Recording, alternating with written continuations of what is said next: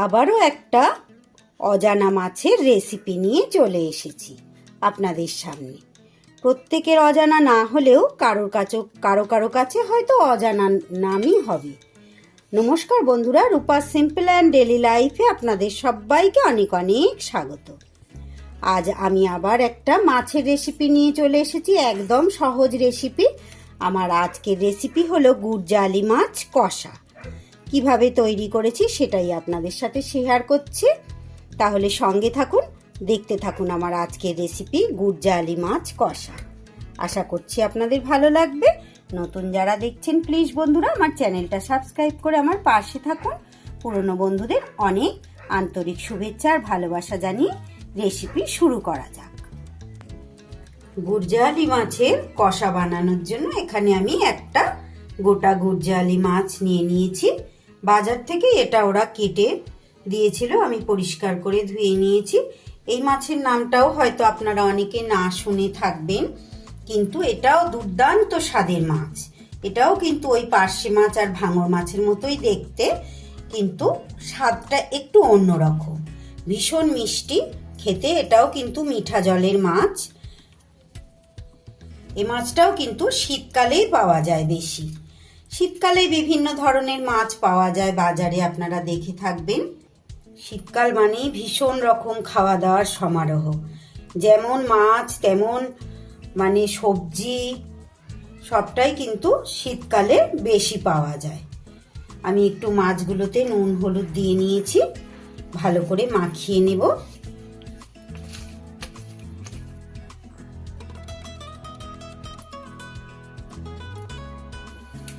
গ্যাসে আমি কিন্তু কড়াই বসিয়ে দিয়ে দিয়েছি পরিমাণ মতো সর্ষের তেল।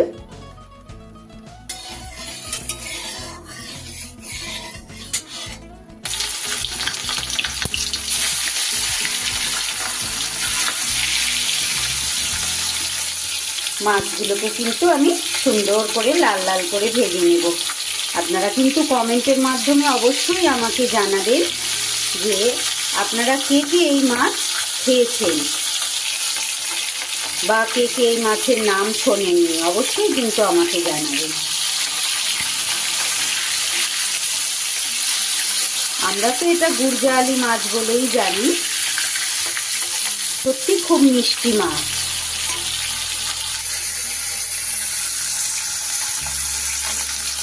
এত সুন্দর একটি মাছ, এমন সুন্দর মিষ্টি একটা নাম, সেই মাছের রেসিপি একদম সুন্দর করে না বানালে কি ভালো হয় বলুন বন্ধুরা। সব মাছগুলো কিন্তু আমার লাল লাল করে ভাজা হয়ে গেছে।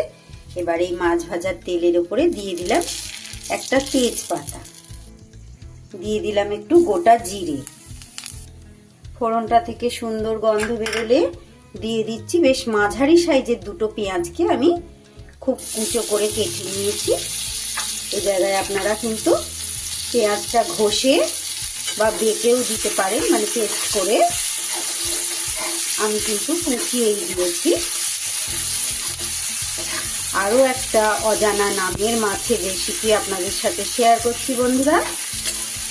কারো কারো কাছে চেনা মাছ, কারো কারো কাছে কিন্তু অচেনাই হবে, আমার যেটা মনে হচ্ছে। কারণ আগের দিন ভাঙর মাছের রেসিপি করেছিলাম, আপনারা কিন্তু অনেকেই বলেছেন যে নাম শোনেননি বা অনেকেই খাননি, বা অনেকের মানে যেই জায়গায়, সবাই তো একই জায়গায় আমরা বাস করি না, কোনো কোনো দিকে এই মাছ কিন্তু পাওয়াও যায় না।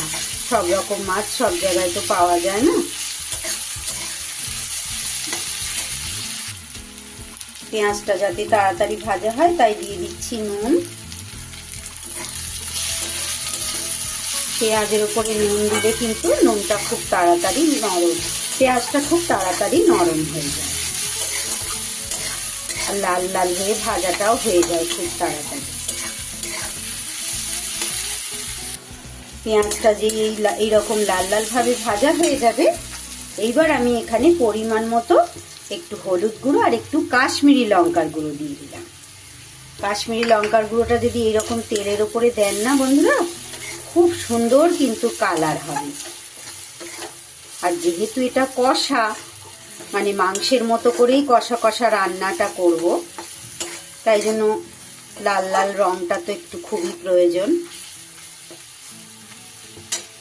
এইবার দিয়ে দেব আমি 1 টেবিল চামচ আদা রসুন আর কাঁচা লঙ্কা পেস্ট করা আছে, সেই পেস্টটা দিয়ে দিলাম।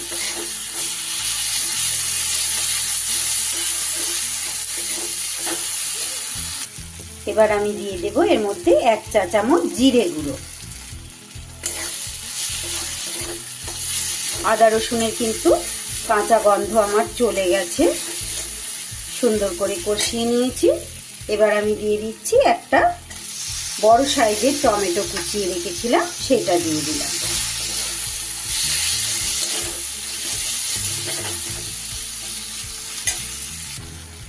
সব মশলা কিন্তু আমার খুব ভালোভাবে কষানো হয়ে গেছে, টমেটোটাও গলে গেছে, দেখতেই পাচ্ছেন। এবার আমি দিয়ে দেব ঝালের জন্য কুচনো কাঁচা লঙ্কা। এখানে আমার 3টে লঙ্কা কুচনো আছে। এই লঙ্কাগুলো কিন্তু ভীষণ ঝাল, যেহেতু এটা কষা করব একটু ঝালঝালি করব। যদিও ঝালটা আমরা খুব বেশি খেতে পারি না, আপনারা প্রয়োজন মতো দেবেন। যারা বেশি ঝাল খাবেন বেশি দেবেন আরো, বা আরো যদি কম খেতে চান আরো কম দেবেন। চাইলে কিন্তু এখানে আপনারা ঝাল লঙ্কার গুঁড়োও ব্যবহার করতে পারেন। আমি কাঁচা লঙ্কাটাই বেশি খাই, আর ওই রঙের জন্য কাশ্মীরি লঙ্কাটা ব্যবহার করি। মশলা থেকে কিন্তু এবার আমার আস্তে আস্তে তেলটা ছেড়ে দিচ্ছে। তেল ছেড়ে দিলেই বুঝতে হবে এইবার ভালোভাবে আমার মশলাটা কষানো হয়েছে। এবার আমি জল দিয়ে দিলাম। প্রত্যেকটা রেসিপিরই বন্ধুরা মশলা কিন্তু ভালোভাবে না কষানো হলে সেই রেসিপি যতই আপনি তেল মশলা দিন না কেন খেতে কিন্তু ভালো হয় না একদমই।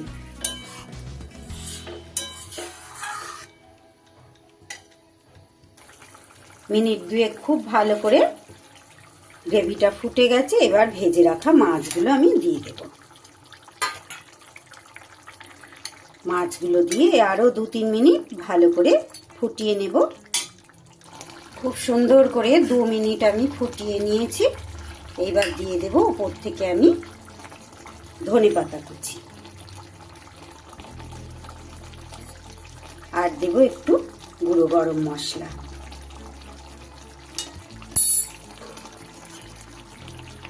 খুব ভালো করে মিশিয়ে দেব। তাহলে আমার আবারও একটা সহজ রেসিপি গুড়জালি মাছ কষা কেমন লাগলো বন্ধুরা অবশ্যই একটা কমেন্ট করে আমাকে জানাবেন ভিডিওর শেষে। ভালো লাগলে আপনারাও এভাবে বাড়িতে তৈরি করবেন। আর কারা কারা এই মাছ নাম শোনেননি অবশ্যই আমাকে জানাবেন। তাহলে আজকে রেসিপি এখানেই শেষ করছি বন্ধুরা। সবাই খুব ভালো থাকবেন, সুস্থ থাকবেন। এতটা সময় আমার সঙ্গে থাকার জন্য সবাইকে আমার আন্তরিক শুভেচ্ছা আর ভালোবাসা। তাহলে আজ আসি, আবার ফিরে আসছি আগামী কোনো দিন অন্য কোনো ভিডিও বা রেসিপির সাথে। টাটা।